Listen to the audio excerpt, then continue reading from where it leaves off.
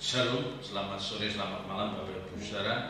Mari kita persiapkan hati kita untuk kita masuk dalam ibadah Bible Study pada hari Kamis. Ya, kita mohon kemurahan Tuhan untuk Tuhan hadir melawat setiap kita. Haleluya, haleluya. Kita angkat pujian, Ku datang ke Gunung Kudus. Ku datang ke Gunung Kudus Bapa, dengan hidup tak bercela, keagunganmu, kemuliaanmu melingkupi hadiratmu.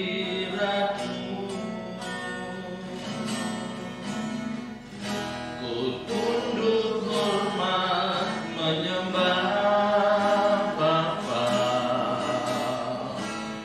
dengan roh, jiwa, dan raga.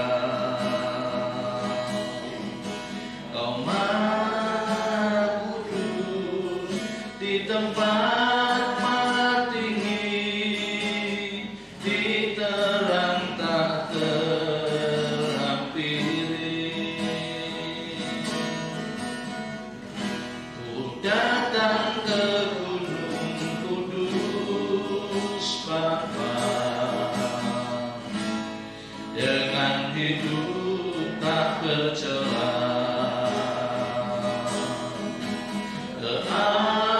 keagunganmu, kemuliaanmu melingkupi hadiratmu. Ku tunduk hormat menyembah Bapa, dengan roh, jiwa, dan raga. Kau Maha Kudus di tempat maha tinggi, di terang tak terhampiri. Katakan, ku datang ke Gunung Kudus. Ku datang ke Gunung Kudus Bapa, dengan hidup tak bercela, keagunganmu, kemuliaanmu melingkupi hadiratmu.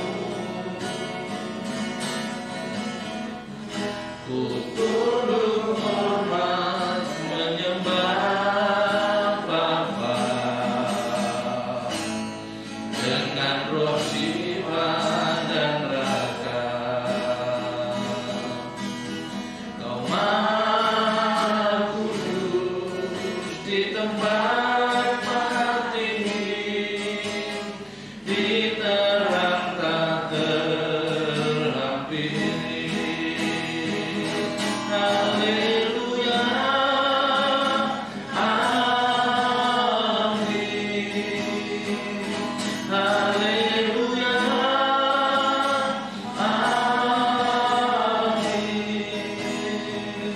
Haleluya, haleluya,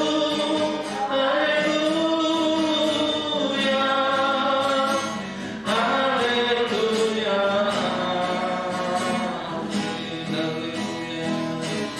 amin. Haleluya, amin.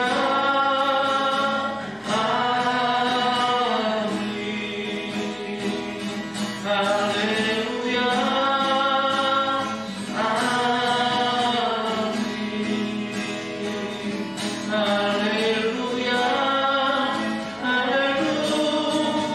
Haleluya, haleluya, haleluya, amin. Katakan, ku datang ke Gunung Kudus. Ku datang ke Gunung Kudus Bapa, dengan hidup tak bercela,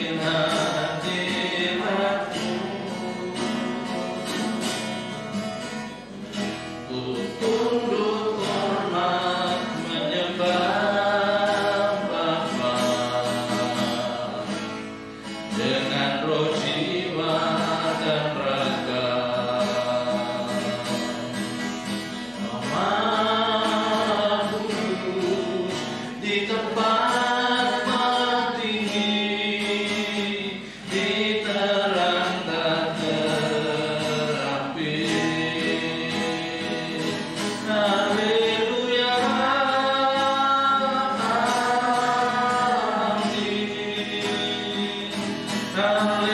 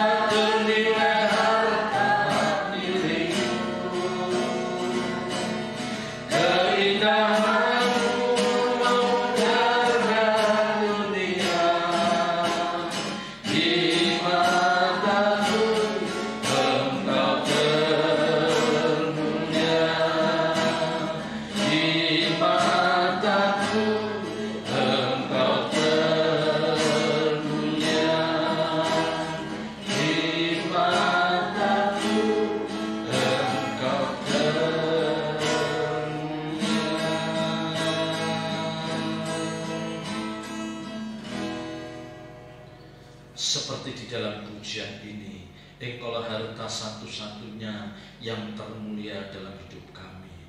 Terima kasih Tuhan, kami telah menaikkan pujian penyembahan, dan kiranya ini menjadi dupa yang harum di pemandangan-Mu. Tiba saatnya kami akan belajar kebenaran firman-Mu.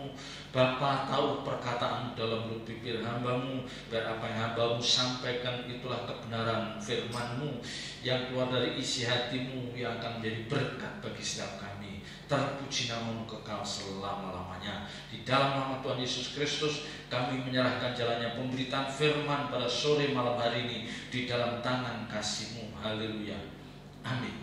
Silakan Bapak Ibu bisa duduk.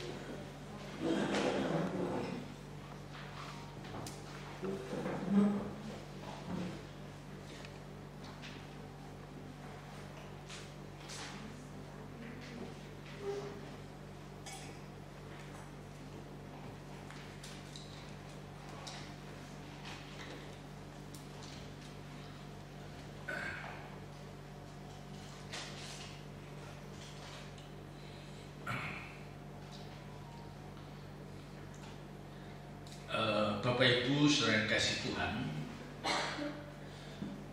saat ini kita bisa menyaksikan atau merasakan kehidupan orang percaya gereja Tuhan.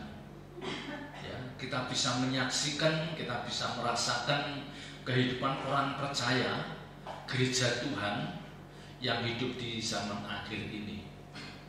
Kalau kita coba kita perhatikan bagaimana interaksi ya atau hubungan antar sesama orang percaya. Ya, coba kita perhatikan bagaimana interaksi atau hubungan sesama orang percaya, atau bagaimana hubungan antar sesama hamba Tuhan atau pendeta-pendeta itu. Kita saksikan, kita lihat dari sekian banyak peristiwa atau momen yang kita saksikan, yang kita perhatikan.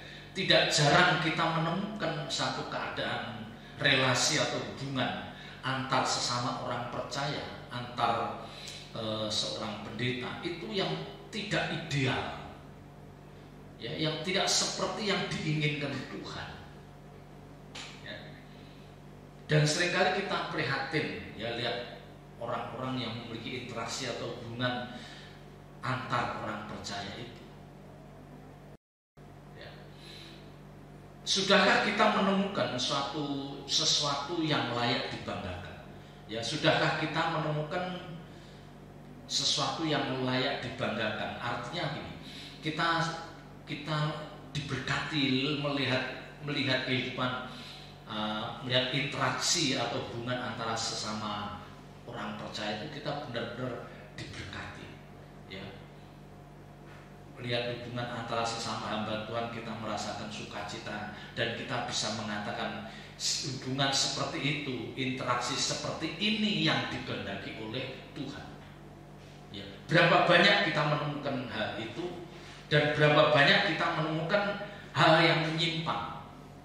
Ya, jadi apakah kita lebih banyak menemukan interaksi antar atau sesama orang percaya yang bisa dibanggakan, itu lebih banyak dibanding kita menemukan interaksi atau hubungan antar sesama orang percaya yang itu tidak menjadi berkat? Kira-kira banyak mana? Ya. Ya. Dan kalau kita memposisikan kita sebagai Tuhan, coba kita memposisikan kita sebagai Tuhan Allah Bapa, dan kita melihat orang-orang percaya menggelar hidup seperti itu. Ya, bahkan yang menjadikan para hamba Tuhan punya interaksi yang tidak bagus dan itu bisa dibaca oleh jemaat, oleh orang lain, itu menyedihkan. Ya. Tetapi kenyataannya memang kita sering melihat hubungan antar sama orang percaya itu yang kurang harmonis. Ya. Antar sama orang percaya kurang harmonis, seperti masih ada sekat. Ya. Kita merasakan, ya, kita tidak merasakan ada ketulusan dari persahabatan, dari pertemanan itu. Kita tidak merasakan ada ketulusan. Ya. Kita tidak merasakan kehadiran Tuhan dalam komunitas orang percaya ini. Kita tidak merasakan. Nah, ini yang menyedihkan. Ya. Sepertinya ada sekat, ada batas, ada wilayah di mana kita tidak bisa memahami hal ini. Ya, ini harus jujur kita akui, Bapak Ibu Saudara. Ini harus jujur kita akui. Dengan berbagai alasan kita menyaksikan keadaan seperti itu. Ya, jangankan yang beda gereja, yang satu gereja pun, ya, jangankan beda sinode, yang satu sinode pun mungkin masih menyaksikan hal-hal seperti ini. Belum lagi mereka yang berbeda doktrin. Waduh, lebih-lebih. Ya. Kita menemukan kehidupan orang percaya seperti itu. Ya. Kira-kira apakah kehidupan orang percaya seperti ini yang diinginkan Tuhan? Ya. Kira-kira apakah kehidupan seperti ini yang diinginkan Tuhan? Coba kita renungkan. Belum lagi nanti kalau ada perselisihan secara terbuka, saling menyakiti, yang akhirnya bisa menimbulkan luka batin, luka hati yang dalam, yang itu bisa terjadi antar kita orang percaya, antar mereka beliau-beliau ini sebagai hamba-hamba Tuhan yang hebat itu. Dan ini kita tidak bisa menutup mata karena kenyataannya memang itu. Ya. Dan kalau kita merenungkan, dari kita mempertanyakan apa sih yang dicari dari mereka itu, coba kita renungkan apa sih yang dicari dari perselisihan itu, yang dicari apa coba? Ya, apa kira-kira goalnya apa? Apa yang dibidik sampai kita berselisih tajam sesama orang percaya, sesama pendeta? Kira-kira apa yang dicari, yang diinginkan dari masing-masing pihak? Ya, yang paling sering kita jumpai mereka semua itu perlu pengakuan. Ya, yang satu ingin diakui lebih benar dari yang lain, yang satu ingin diakui lebih hebat dari yang lain, yang satu ingin diakui lebih dipakai Tuhan daripada yang lain. Tidak lebih dari itu. Ya, yang mungkin di balik itu ada yang satu perselisihan, satu pertentangan yang di ujungnya akan berupa materi atau uang, bisa, ya bisa. Tapi kadang-kadang kita sulit memahami kenapa ya kok bisa bertarung, berselisih sampai begitu dalam, itu apa yang dicari gitu. Ya, maka saya pernah katakan kepada orang-orang, kepada anak-anak muda atau orang yang saya kenal, kalau kita berselisih itu, kalau kita tidak mempertaruhkan uang yang jumlah besar, ngapain sih kita berselisih?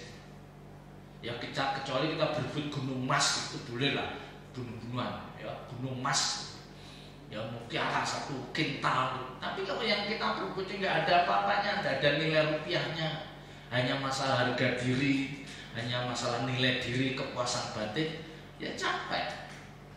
Kira-kira Tuhan menghendaki nggak hal seperti itu?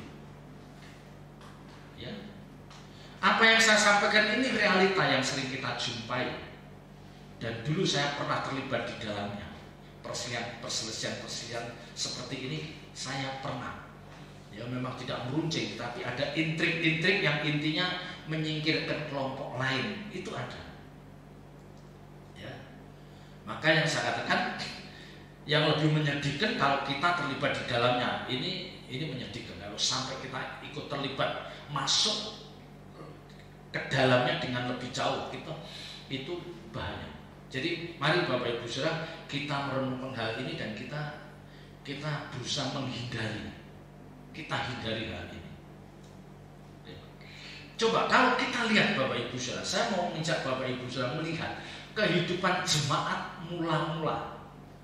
Bagaimana jemaat itu tumbuh dengan pesat, ya, yang Alkitab katakan bahkan dia makin disukai banyak orang.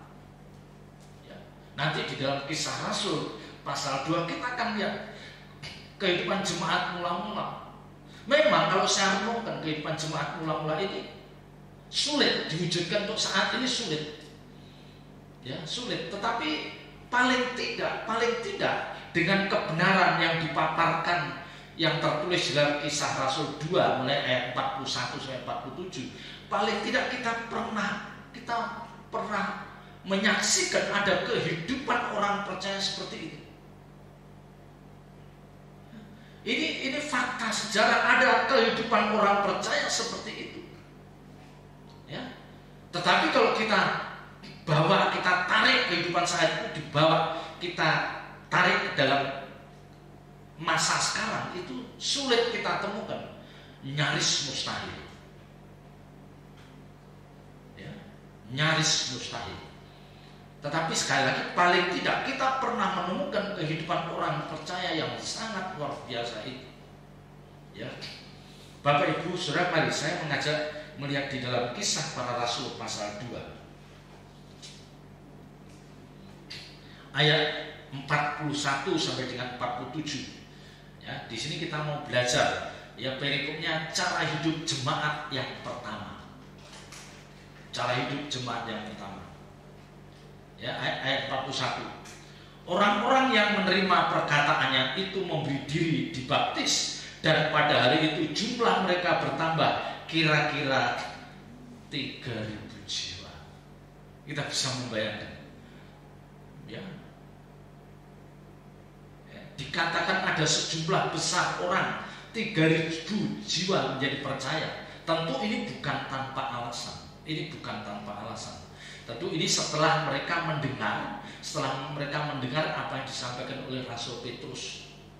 Ya, ini orang-orang yang belum mengenal pengajaran Tuhan, ya, belum mengerti pengajaran bagaimana apa yang diajarkan oleh Tuhan, ya. Tetapi ini orang-orang yang sepertinya dia haus akan kebenaran. Kalau kita lihat di dalam Kisah Para Rasul 2 ayat di atasnya yaitu ayat 36. Ayat 36 dikatakan, jadi seluruh kaum Israel harus tahu dengan pasti bahwa Allah telah membuat Yesus yang kamu salibkan itu menjadi Tuhan dan Kristus. Diingatkan tuh, Allah menjadikan Yesus, ya, Yesus yang telah kamu salibkan menjadi Tuhan dan Kristus. Kristus yang diurapi Raja, ya, Tuhan. Ya, jadi dia baru sadar, ini ada penyesalan, kenapa orang sebaik itu dulu kita salibkan. Ya, terus ayat-ayat di bawahnya itu menunjukkan bagaimana mereka menyesal, mereka bertobat, mereka merasa bersalah atas perbuatan ini ya. Nah, akhirnya ya, ayat 37 katakan, ketika mereka mendengar hal itu, hati mereka sangat terharu. Ya, karena orang-orang ini mungkin menyaksikan atau mendengar cerita bagaimana Tuhan Yesus itu sebelum disalibkan dia harus lewat penderitaan panjang, dia dipersekusi, dia benar-benar dipermalukan dan disalibkan dengan cara yang tidak manusiawi. Ya, jadi dia menyesal, ternyata dia adalah Tuhan, Kurios, Kristus yang diurapi. Ya. Lalu mereka bertanya kepada Petrus dan rasul-rasul yang lain, apakah yang harus kami perbuat, saudara-saudara? Jadi dia setelah diceritakan begitu, dia menyadari, aku salah, apa yang harus aku perbuat? Jawab Petrus kepada mereka, bertobatlah dan hendaklah kamu masing-masing memberi dirimu dibaptis dalam nama Yesus Kristus untuk pengampunan dosamu, maka kamu akan menerima karunia Roh Kudus. Ya, bertobatlah, mengaku salah dan relakan berikan dirimu dibaptis dalam nama Tuhan Yesus Kristus.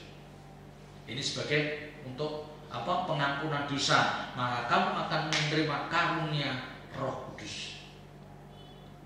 Ya, jadi ayat 41 tadi lanjutannya ini katakan, orang-orang yang menerima perkataan itu memberi diri dibaptis pada hari itu, jumlah mereka bertambah kira-kira 3.000 jiwa. Ya, tentu Petrus katakan, ya, maka kamu akan menerima karunia Roh Kudus. Nah, ini begitu mereka bertobat, mereka memberi diri dibaptis, maka Roh Kudus dimeteraikan dalam diri setiap orang yang percaya itu. Ini mulai masa Roh Kudus berkarya, bekerja. Ya, ayat 42.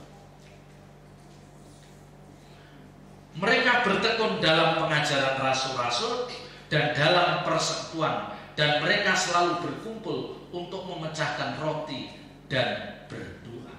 Nah, kita lihat Bapak Ibu Saudara, bagaimana respon orang ini. Ya, bagaimana respon orang-orang itu setelah mereka tahu kesalahannya dan mereka memberi diri untuk dibaptis dalam nama Tuhan Yesus, dan Rasul Petrus katakan kamu akan mendapatkan karunia Roh Kudus, dan selanjutnya responnya sangat luar biasa. Mereka menjadi orang percaya. Nah, dan yang penting dari kalimat, ya, yang penting dari ayat 42 ini apa? Mereka bertekun dalam pengajaran rasul-rasul. Artinya apa? Setelah mereka memberi diri dibaptis, dia tidak memberikan jeda untuk satu aktivitas lain, tetapi mereka langsung bertekun dalam pengajaran rasul-rasul. Nah, di sini jelas kalau dikatakan pengajaran rasul-rasul, ini tentang berbicara bagaimana rasul-rasul ini memberitakan kebenaran firman Tuhan. Tidak mungkin tidak, pasti rasul-rasul ini mengajarkan apa? Kebenaran-kebenaran firman Tuhan itu terus diimpartasikan, disampaikan pada orang-orang yang baru bertobat ini. Ya. Dan mereka mendengar itu dengan bertekun. Ya, dijelaskan mereka bertekun dalam pengajaran rasul-rasul, dalam persekutuan.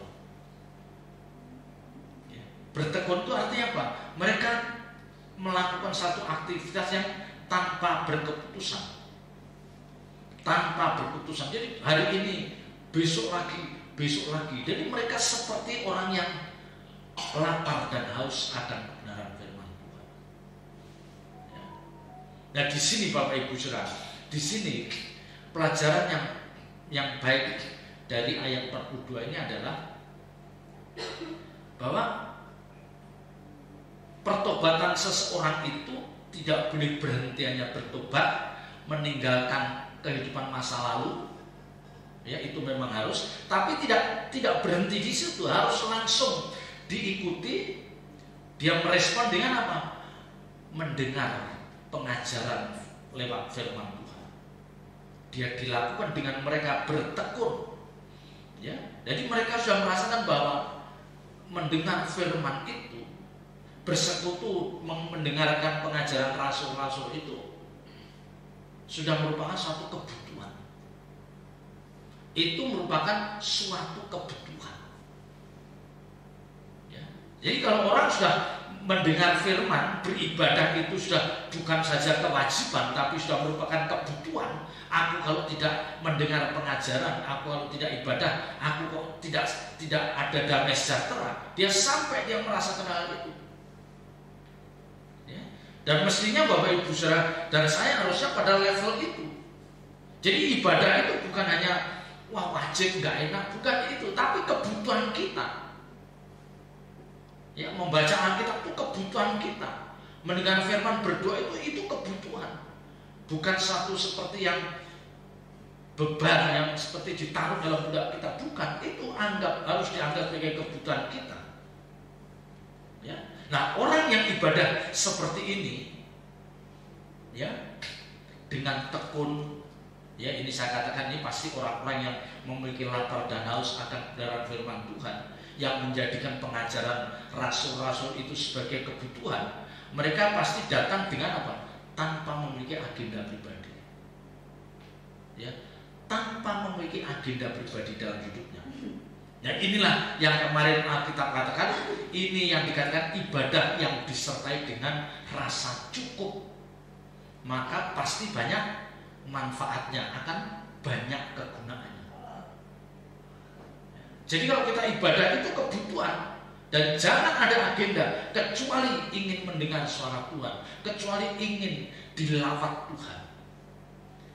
Ya, ingin aku rindu, aku dijamah, aku ingin merasakan lawatan Tuhan. Itu yang mestinya ada dalam diri seseorang ketika dia masuk dalam ibadah itu. Ya, saya ulang ayat 42. Mereka bertekun dalam pengajaran rasul-rasul dan dalam persekutuan, dan mereka selalu berkumpul untuk memecahkan roti dan berdoa. Memecahkan roti dan berdoa. Ya, ini bisa berbicara tentang perjamuan kasih. Ya, bisa berbicara tentang ibadah yang disertakan dengan perjamuan kudus, dan tidak, ya, yang lebih penting dari itu adalah apa? Disertai dalam doa bersama. Ya.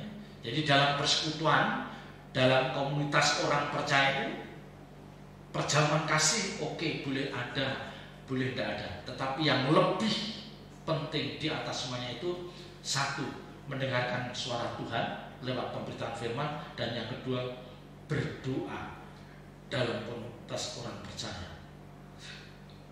Kita lihat di dalam ayat 43. Maka ketakutlah mereka semua, sedang rasul-rasul itu mengadakan banyak mukjizat dan tanda. Ya, ini ayat ini dinarasikan, ya, dalam ayat ini dinarasikan seperti seolah ada ketakutan itu seperti ketakutan terhadap hantu. Ini sebetulnya tidak seperti itu maksudnya. Jadi ketakutan di sini apa? Ini dia merasakan betapa dia menyaksikan takjubnya. Ada kekaguman yang dia lihat dari pelayanan rasul-rasul ini. Ya, jadi bukan seperti takut terhadap hantu, terhadap seseorang atau terhadap kekerasan, tidak. Mereka takjub melihat apa yang dilakukan para rasul itu. Ya, sedang rasul-rasul itu mengadakan banyak mukjizat dan tanda. Nah, dengan dia melihat apa yang dilakukan oleh para rasul, dalam suasana ini apa? Tuhan menghadirkan rasa takut akan Tuhan. Ya, jadi dalam suasana seperti itu, ketika ibadah terus kita bisa membayangkan para rasul itu melakukan mukjizat dan tanda-tanda itu, sementara orang-orang ini adalah orang-orang yang baru bertobat dan dia tidak pernah menyaksikan hal itu. Dia menjadi takjub dan ada ketakutan. Wah, ternyata Allah yang disembah para rasul itu Allah yang luar biasa. Ya. Jadi ini menimbulkan rasa takut, tapi takut untuk menghormati bahwa aku ada di hadirat Tuhan Elohim Yahweh yang memiliki kuasa yang luar biasa. Ya. mereka ini pasti mereka tidak pernah melihat ibadah seperti itu, tidak disertai tanda dan mujizat, dia tidak pernah. Dan dia tidak merasakan kehadiran Tuhan ketika dia menjalankan ibadah. Tapi ketika mereka hadir bersama rasul-rasul itu, mata mereka terbuka. Ternyata para rasul ini, dia memiliki Allah yang hebat, yang bisa melakukan segala perkara yang tidak bisa dilakukan oleh ilah lain. Jadi ada rasa takut, ya, dia dibangkit. Bagaimana dia harus merasa menghormati rasa takut yang benar akan Allah Bapa. Ya. Mestinya Bapak Ibu Saudara, mestinya kita pun ketika kita ada di dalam ibadah ini, rasa takut yang kudus, takut yang ilahi itu penting. Ya, karena dengan kita merasakan bahwa kita yakin bahwa hadirat Allah, hadirat Tuhan ada dalam ibadah ini, kita tidak bisa sembarangan. Ya, kita tidak bisa asal main HP atau masalah, nggak bisa. Kita ada tanda petik takut karena Allah hadir dalam ibadah ini. Nah, ini yang dibangkitkan lewat ibadah yang dikerjakan oleh para rasul itu. Ya. Ayat 44. Ayat 44. Dan semua orang yang telah menjadi percaya tetap bersatu, dan segala kepunyaan mereka adalah kepunyaan bersama. Ini yang saya katakan di depan. Ini yang sulit dipraktekkan dalam hidup saat ini. Ya, bayangin, kepunyaan mereka menjadi kepunyaan bersama. Itu kan sulit. Sulit. Tetapi waktu itu keadaan seperti ini. Ya mungkin waktu itu kan tidak seperti sekarang ya. Sekarang ada TV yang canggih, mobil yang canggih, ya rumah yang luar biasa. Dulu kan paling rumah seperti itu, ada kendaraan paling binatang kan, hewan. Jadi masih mungkin saat itu, oh domba mereka domba kita bisa. Ya, apalagi itu punya bisa. Tapi kalau sekarang susah. Masa berlian mereka juga berlian kita, mobil mewah dia mobil mewah kita yang bisa kita pakai, enggak mungkin. Ya, jadi keadaan waktu itu memang memungkinkan hal ini. Tetapi satu hal Bapak Ibu Saudara, ya, ayat ini mau menunjukkan bagaimana mereka selalu merasa dalam persekutuan yang erat. Ini pesan yang mau disampaikan lewat kebenaran ini. Mereka dibawa oleh Tuhan dalam situasi seperti itu. Bagaimana mereka saling menguatkan. Mereka merasa dalam persekutuan yang erat, yang kuat. Ya, bahkan karena begitu eratnya dikatakan, bahkan dinyatakan segala kepunyaan mereka adalah kepunyaan bersama. Kalimat ini mau menunjukkan bahwa mereka benar-benar mengasihi sesama. Ya, mereka bisa mengasihi sesama seperti mengasihi diri sendiri. Ya, ini rumahku juga rumahmu. Ya, ini kendaraanku juga kendaraanmu. Ini kan seperti orang yang mengasihi sesama seperti mengasihi dirinya sendiri. Ya, untuk saat ini bisa nggak seperti itu? Sulit rasanya. Ya. Sulit. Tetapi tadi saya katakan, tapi paling tidak dengan belajar ini kita pernah menyaksikan, kita pernah dipertontonkan itu loh, kehidupan jemaat mula-mula itu seperti itu.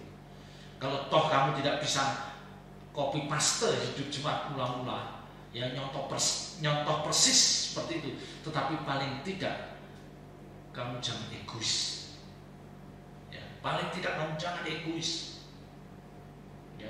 Paling tidak kamu harus memiliki keterbebanan atas kesusahan orang lain. Ini yang pesan ini yang mau disampaikan bagi jemaat orang percaya saat ini.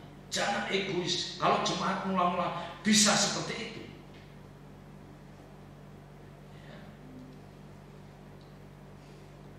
Ya. Jadi mereka mau menunjukkan bahwa mereka itu mengasihi sesama seperti mereka mengasihi diri mereka sendiri. Sudah tidak ada hitung-hitungannya.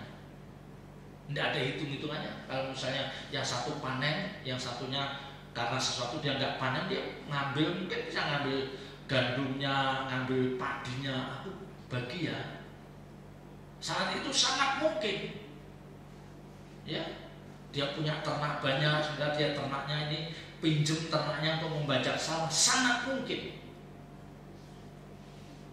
Ya.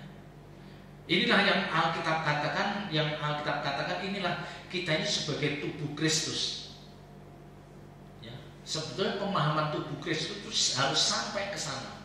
Ya, jadi ketika yang satu sakit, yang lain merasakan sakitnya. Yang satu menderita, yang lain merasakan menderita. Karena satu tubuh. Ya. Tapi ini kan dalam teori, ya, di dalam kebenaran memang ada, tapi praktek di lapangan kan sulit. Ya. Nah, nanti Bapak Ibu Saudara, nanti kita akan tahu kenapa kok dulu bisa, kok sekarang enggak.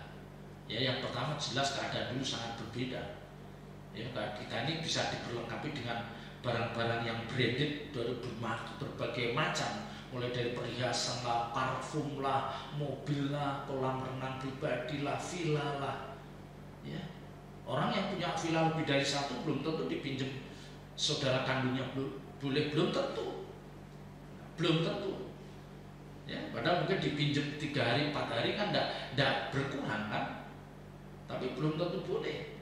Tapi kalau kita lihat kehidupan jemaat mula-mula seperti itu, ya, ayat 45. Dan selalu ada dari mereka yang menjual harta miliknya, lalu membagi-bagikannya kepada semua orang sesuai dengan keperluan masing-masing. Ya, ini ayatnya lebih ekstrim lagi. Sampai pada taraf mereka menjual apa yang mereka miliki dan dibagikan kepada mereka, saudara-saudara itu yang membutuhkan. Coba. Ya. Ini sulit, rasanya kita sulit. Ya. Tetapi saya merenungkan, kenapa ya kok belum bisa? Nah, ini pasti bukan tanpa alasan. Ya, karena apa? Yang saya katakan tadi, ketika mereka percaya, mereka akan menerima karunia Roh Kudus. Jadi Roh Kudus itu bekerja dalam semua orang yang ada dalam komunitas. Jadi semua mereka yang menyerahkan dirinya, merelakan diri untuk dibaptis dalam nama Yesus, dikarunia Roh Kudus. Nah, disitulah Roh Kudus bekerja di dalam komunitas itu. Ya. Maka ketika Roh Kudus itu bekerja dalam satu komunitas ini, mereka tidak ditemukan orang-orang yang tidak tulus, tidak ada. Mereka orang-orang tulus. Ya, mereka orang-orang yang mau, ya, bagaikan anggur yang tercurah, roti yang terpecah. Mereka mau menanggung beban hidup orang lain. Maka ketika Roh Kudus bekerja luar biasa saat itu dalam komunitas orang percaya jemaat mula-mula itu, ada Ananias dan Safira yang mereka menjual tanahnya dan mereka tidak jujur. Mati dia, langsung rebah, putus nyawanya. Karena saat itu Roh Kudus bekerja, jangan main-main. Ya, karena mereka Roh Kudus bekerja dalam semua orang itu. Ya, maka dengan kejadian matinya Ananias dan Safira karena dia berbohong setelah dia menjual tanahnya itu, orang jadi benar-benar takut. Ya, mereka seperti dipaksa. Kamu mau bohong, kamu lihat Ananias Safira. Mau bohong, lihat. Ya. Jadi saya baru memahami kenapa Ananias dan Safira hanya bohong saja langsung dibuat meninggal. Ya. Karena Tuhan menunjukkan hadirat Tuhan ada di dalam kelompok ini, di dalam komunitas. Roh Kudus bekerja secara sempurna. Jangan ada orang yang tidak tulus, jangan ada orang yang licik. Kamu licik, Roh Kudus ada, ya, dan kuasanya kamu akan menerima akibatnya kalau kamu menyimpang dari yang lain. Maka ayat 45 itu mengingatkan kita. Jadi kita baru mengerti kenapa Ananias Safira itu, ya, Karena waktu itu Roh Kudus bekerja secara luar biasa. Maka pelajaran yang baik bagi kita ketika Bapak Ibu Saudara dan saya ada di dalam lingkungan di mana Roh Kudus bekerja, hadirat Tuhan nyata, kita jangan main-main. Ya, jangan main-main. Hadirat Tuhan ada dalam ibadah, dalam komunitas ini, dalam persekutuan ini. Karena Tuhan merasakan bahwa inilah orang-orang yang suci hatinya, inilah orang-orang yang tulus hatinya. Ya, terus ada 1-2 orang yang mau menyimpan. Tidak panjang, Tuhan yang menyingkirkan. Ya, ini yang dikatakan bahwa Tuhan yang menyingkirkan mereka. Dan ini menjadi peringatan supaya orang menghormati hadirat Allah. Ya. Jadi mustahil tanpa Roh Kudus yang bekerja dalam diri orang-orang itu bisa seperti ini, mustahil. Kita bisa membayangkan dijual, ya. Saya ulangi ayat 5. Dan selalu ada, ya kan? Selalu ada dari mereka yang menjual harta miliknya lalu membagi-bagikannya kepada semua orang sesuai dengan keperluan masing-masing. Di sini menunjukkan bahwa Roh Kudus bekerja di dalam komunitas orang percaya saat itu. Ya. Dan inilah yang seharusnya melingkupi kehidupan Bapak Ibu Saudara dan saya. Tetapi memang sulit diwujudkan. Ya. Mereka adalah orang-orang yang tulus benar-benar menyerahkan hidupnya dalam pimpinan Roh Kudus. Ya. Ini pasti Roh Kudus yang jual. Bukan mau dia pasti digerakkan Roh Kudus. Kamu jual, itu yang sama perlu.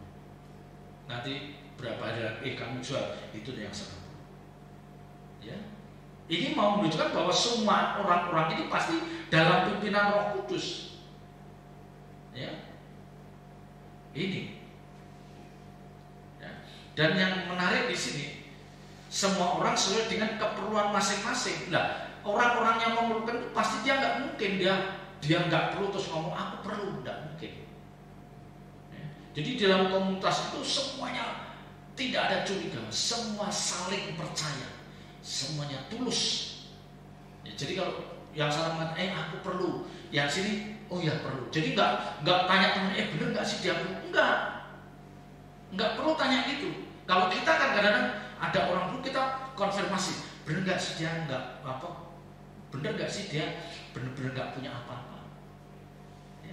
Bener nggak sih dia kekurangan, bener nggak sih kita pun konfirmasi. Tapi kalau orang itu begitu dia angkat tangan, aku perlu, langsung kasih, karena dia yakin bahwa saat itu Roh Kudus bekerja dan tidak seorang pun akan ada licik di dalam hatinya, tidak, semuanya tulus. Ya.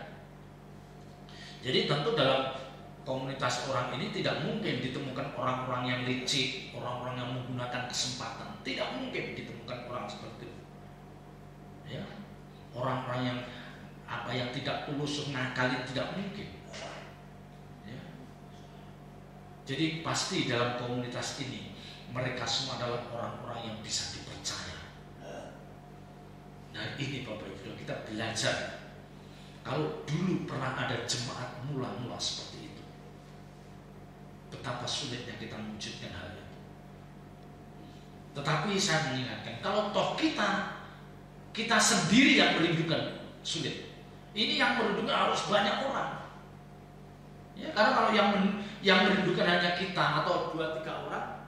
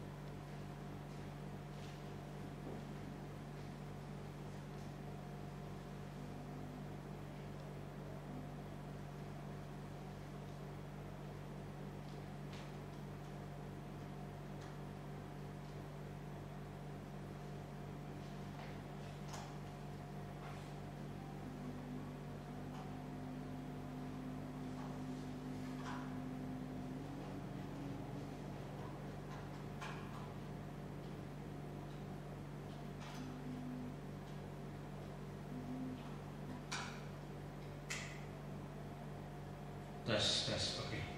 Baterainya habis.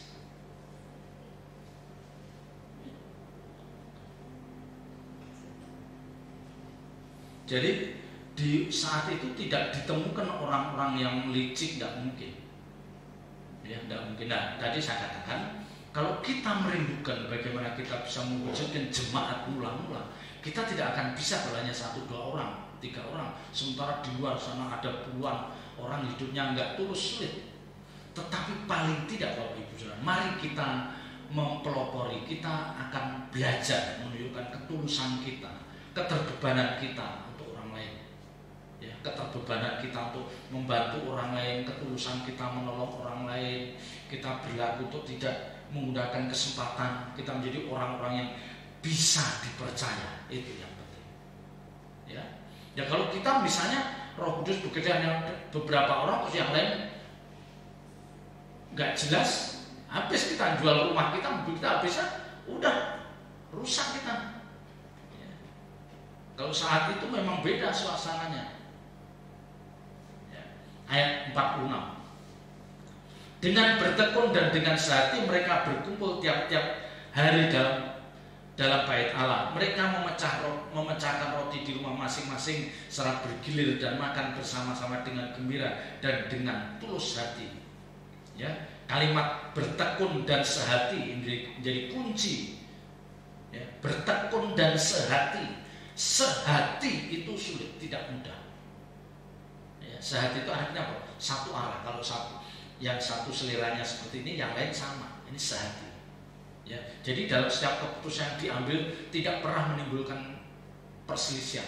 Karena sehati, si A ngomong gini, oh semua setuju. Nanti si B ngomong ini semua setuju.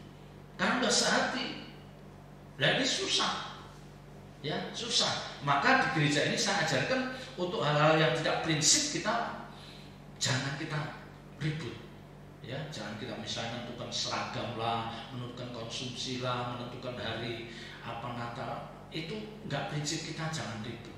Kita belajar sehati untuk perkara-perkara yang kecil, itu sehati.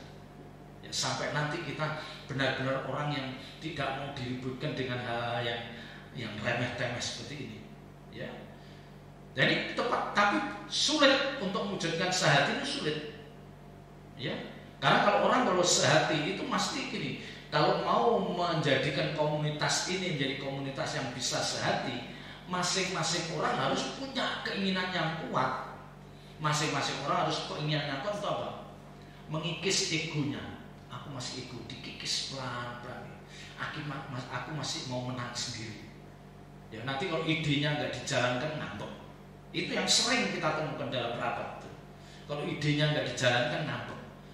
Nah, nanti cara ngambeknya beda. Ada yang ditunjukkan secara halus, ada yang secara kasar yang orang bisa lihat langsung meninggalkan rapat, atau nanti waduh hari itu saya ada acara. Itu cara-cara kalau dia tidak setuju dengan idenya orang lain, menghindar, itu bisa terbaca. Ya. Jadi membuat sehati itu tidak mudah. Satu rumah pun sulit, apalagi kalau kita ada dalam satu komunitas orang percaya, tidak mudah. Ya. Bertekun dan sehati. Jadi sehatinya itu hanya sekarang, tapi selalu. Ya, dikatakan dengan bertekun dan dengan sehati mereka berkumpul tiap-tiap hari dalam bait Allah. Kalau mereka tidak sehati, tidak mungkin mereka bisa tiap hari kumpul. Tidak mungkin. Mereka bisa tiap hari kumpul di bait Allah. Mereka bisa tiap hari kumpul berdoa dalam fellowship. Itu karena sehati.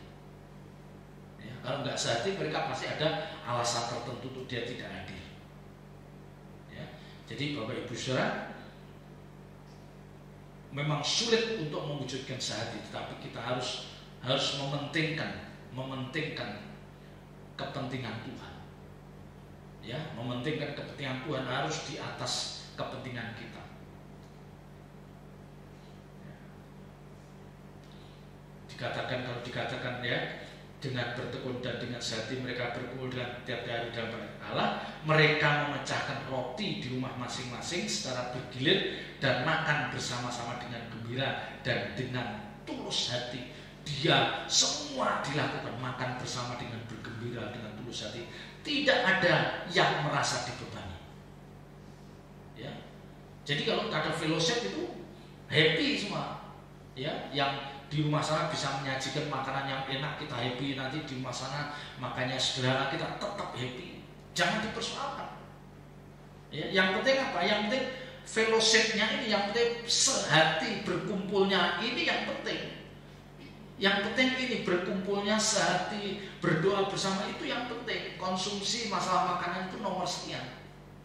Ya, jangan kita selalu menilai dari sesuatu yang jasmani yang akhirnya nanti kita bisa menyinggung orang lain. Tidak perlu. Ya, nah jemaat ulama juga begitu. Dari kalimat ini kita bisa melihat bahwa mereka melakukan dengan sangat happy, dengan gembira dikatakan ya. Mereka memecahkan roti di rumah masing-masing secara bergilir dan makan bersama-sama dengan gembira dan dengan tulus hati. Tulus hati. Ya. Ayat 47. Sambil memuji Allah, dan mereka disukai semua orang, dan tiap-tiap hari Tuhan menambahkan jumlah mereka dengan orang yang diselamatkan. Yang tidak boleh ketinggalan, yang tidak boleh terlupakan apa? Selalu ada saat di mana kita memuji Tuhan. Ya, jadi dalam setiap komunitas kita orang percaya itu harus ada saat di mana kita memuji dan menyembah, itu harus ada. Ya, memuji dan menyembah Tuhan itu harus ada. Dan yang paling menarik dikatakan bahwa mereka disukai semua orang. Ya. Dan mereka disukai semua orang. Semua orang tentu ya, semua di sini pasti kalau kita lakukan ya, kalau kita melakukan hal ini mungkin tidak semua, tetapi banyak orang yang suka. Karena apapun yang kita lakukan, sebaik apapun yang kita kerjakan, menurut kita sudah melakukan yang terbaik, tetapi ingat, pasti ada orang yang tidak suka, itu pasti. Ya. Tapi kalau dari sekian orang itu hanya 1-2 orang yang nggak suka, itu udah lupakan aja. Kita hanya melihat mereka yang bisa menghargai jerih lelah kita. Yang mereka yang tidak bisa menghargai sudah kita tidak perhitungkan mereka. Ya. Tetapi ingat, kita jangan termasuk orang-orang yang tidak bisa menghargai jerih lelah orang lain. Jangan. Kita harus menghormati, menghargai jerih lelah orang lain. Ya. Bagaimana komunitas ini disukai semua orang? Ini yang berat. Ini yang berat, ya. Karena mempertahankan komunitas seperti ini tidak mudah. Ada saja kuasa kegelapan akan pakai orang-orang tertentu untuk mengusik ketenangan itu, pasti akan ada saja. Akan ada saja orang yang dipakai oleh kuasa kegelapan untuk mengusik ketenangan, damai sejahtera dari komunitas orang percaya itu. Ada saja. Tetapi kita yang mengerti kebenaran firman Tuhan, kita waspada. Ya, kita ingatkan mereka, ya, kita ingatkan mereka. Tapi sekali lagi, kalau memang komunitas ini adalah komunitas yang tulus dan Roh Kudus bekerja dengan luar biasa, orang yang memusiknya itu urusannya dengan Tuhan. Ya, urusannya dengan Tuhan. Kita tidak perlu mendoakan. Ya, kalau pada level tertentu dirasa oleh Tuhan mengganggu dan membahayakan, Tuhan yang akan singkirkan. Ya, jadi kita gitu aja. Kalau ada komunitas kita memang semua untuk Tuhan, ada mereka yang tidak setuju, udah kita serahkan Tuhan. Kita tidak boleh menghakimi, ya, kita mendoakan supaya mereka bisa kembali bersama-sama dengan kita. Tapi kalau mereka memilih caranya sendiri, ya sudah. Ya. Jadi bagaimana Bapak Ibu Saudara, setelah saya menyampaikan mulai ayat 41 sampai 47, kita melihat bagaimana keadaan jemaat mula-mula saat itu. Ya. Tidak ada yang merasa paling benar, tidak ada yang merasa paling dipakai Tuhan dan jadi kebanggaan. Tidak ada nuansa yang bersaing yang kuat, tidak ada. Ya, beda dengan kita sekarang. Kita menemukan ada orang-orang yang merasa paling benar doktrinnya, ya, nanti merasa sinodenya paling lebih besar, ya, sinodenya lebih besar. Nanti ada yang pendeta saya lebih dipakai Tuhan. Itu capek, ya, capek kita ngurus itu. Mari kita ngurus diri sendiri. Ya, kita perkarakan hubungan pribadi kita dengan Tuhan. Itu yang harus kita persoalkan. hubungan pribadi kita, intimasi kita dengan Tuhan, itu yang harus kita persoalkan. Yang akhirnya sampai kita bisa merasakan bahwa aku tidak perlu bertarung untuk perkara-perkara ini. Aku bisa harus melupakan. Ingat, jemaat mula-mula hidupnya bisa memberkati kita. Ya, memang kita tidak sulit menghadirkan kehidupan jemaat mula-mula dihadirkan seperti dalam keadaan jemaat seperti sekarang. Rasanya sulit. Tapi tidak ada yang mustahil. Mungkin di belahan bumi lain mungkin ada. Ya, dia komunitas kecil terus dapat tekanan dari berbagai pihak. Komunitas kecil ini bisa, ya, dia seperti dipaksa oleh satu keadaan yang tidak bisa tidak, mereka harus bersatu, bertekun dalam doa, bisa, ya. Dan akhirnya mereka, yaitu milik saya, milik kamu, milik saya, milik ini milik kita semua, bisa, ya. Tapi mari kita paling tidak kita tahu bahwa kita harus juga memperhatikan kesulitan orang lain. Kita harus belajar untuk menanggung beban atau persoalan orang lain. Ya, selamat berjuang. Tuhan Yesus memberkati. Haleluya. Haleluya.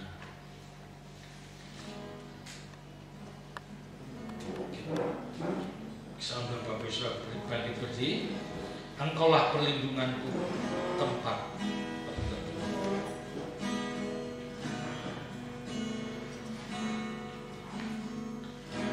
Engkaulah perlindunganku,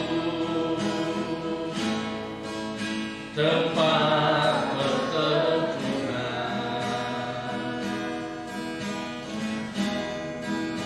dari serangan musuh. Di dalam bahaya, kau batu karangku teguh. Engkaulah persembunyianku dan tetap menjaga.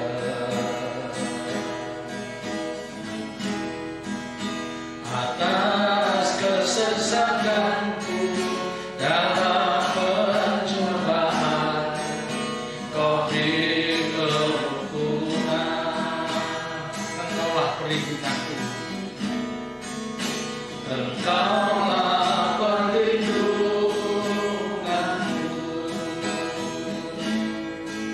tempat perteduhan dari serangan musuh. Di dalam bahaya, kau batu karangku teguh. Engkaulah persembunyianku dan tetap menjaga.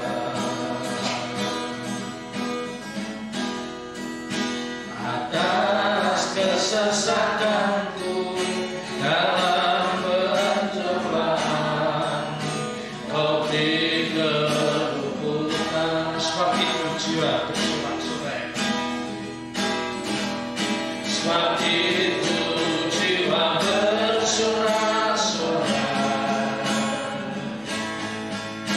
Mulutku puji-puji namamu. Glory, haleluya, terpujilah Tuhan, kemuliaan bagi Bapa. Hosana bagimu Yesusku, kudus-kuduslah namamu, kasih setiamu Tuhan, kasih setiamu,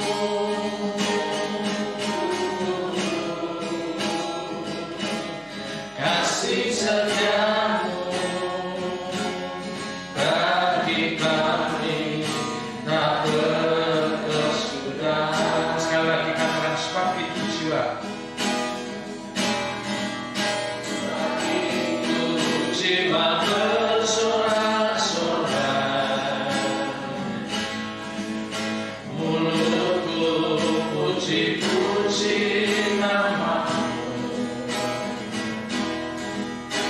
Glory, haleluya, terpujilah Tuhan, kemuliaan bagi Bapa. Hosana bagimu Yesusku, kudus-kuduslah namamu, kasih setiamu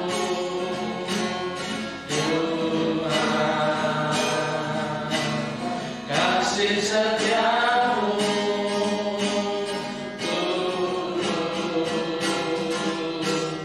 kasih setiamu bagi kami tak berkesudahan.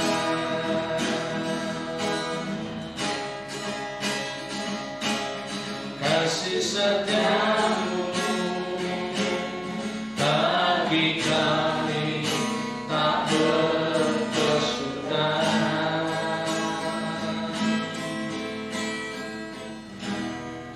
Bapa di surga, hamba-Mu telah menyampaikan kebenaran firman-Mu. Kami mengingatkan untuk sidang jemaat-Mu, untuk supaya ingat bahwa dulu pernah ada kehidupan jemaat mula-mula yang sangat luar biasa. Bagaimana mereka saling menopang, saling membantu, saling mengasihi. Tidak ada, oh Tuhan, mereka semua memiliki ketulusan yang membanggakan Tuhan. Dan biarlah kami bisa Tuhan untuk belajar dari kehidupan jemaat mula-mula ini. Oh Tuhan, berikan kami kekuatan, mampukan setiap kami anak-anak-Mu untuk hidup dalam ketulusan, hidup dalam kebenaran firman-Mu. Kami mau menjadi anggur yang tercurah dan roti yang terpecah untuk menanggung, untuk ikut memikul beban orang lain. Terima kasih Tuhan, terima kasih. Meteraikan firman-Mu dalam setiap hati kami dan ajar kami melakukannya. Kami menyerahkan sidang cepat GSKI Ayat Jadi Manis yang hamba-Mu gembalakan.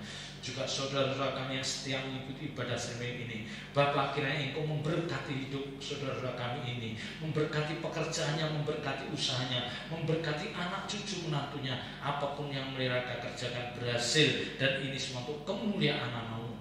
Kami menyerahkan bangsa dan negara kami dalam tangan kasih-Mu.